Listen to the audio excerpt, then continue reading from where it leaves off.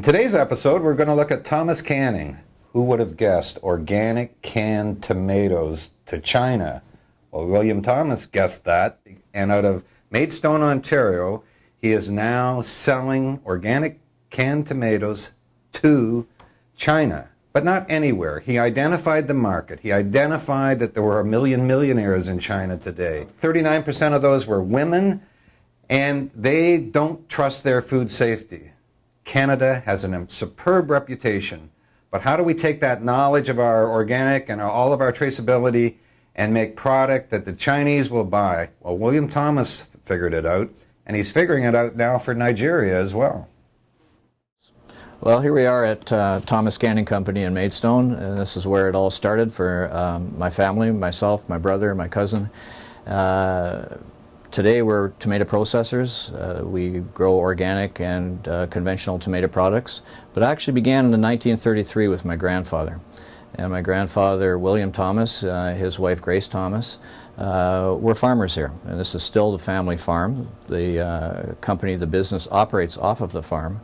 But our primary directive is processing at this point in time. A lot of the tomato products that we can here, we contract to other growers in Essex, Kent, and Lambton counties.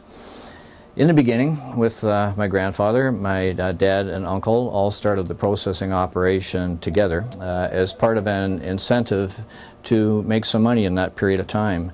1930s, time of the Depression, was a period in which you were looking for any opportunity to make some money, to do something.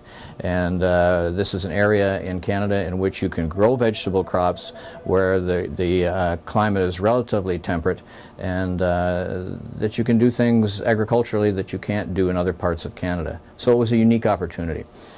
It's interesting how things sort of go full circle. My grandfather at that time, when he began growing tomatoes, as well as others in this area, I mean, there were no fertilizers, there were no chemicals.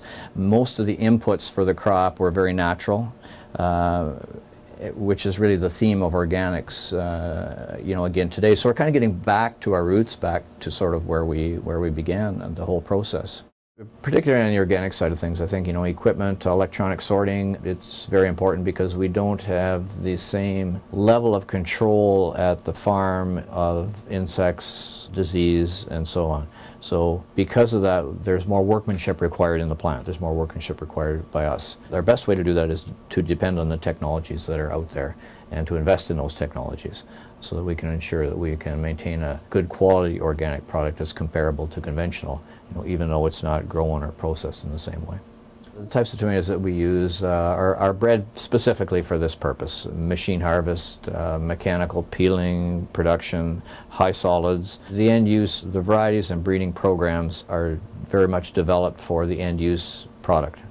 So if it's a whole tomato, you might want good color. If it's for juice, you might want higher water content in the tomato. If it's for paste, you want lower. So there are varieties there that are developed specifically for end use. The organic production in the beginning, for me, I thought our biggest challenge would be growing the crop, and the first few years that we grew organics were relatively successful in terms of production. We had a good grower in Kerr Farms in Chatham, Ontario, who has devoted a lot of time and attention to producing the crop that we need. But it turned out my biggest challenge actually was selling it, because it was at a time in the beginning of organics where the word organic was not really, you know, well known. It was not really well understood. As time went on and it became more mainstream, people began to understand what it was. Then we really began then to promote our own brand, to do private label work, and to build organic sales in North America. To build scale, you need volume, you need population, you need geography.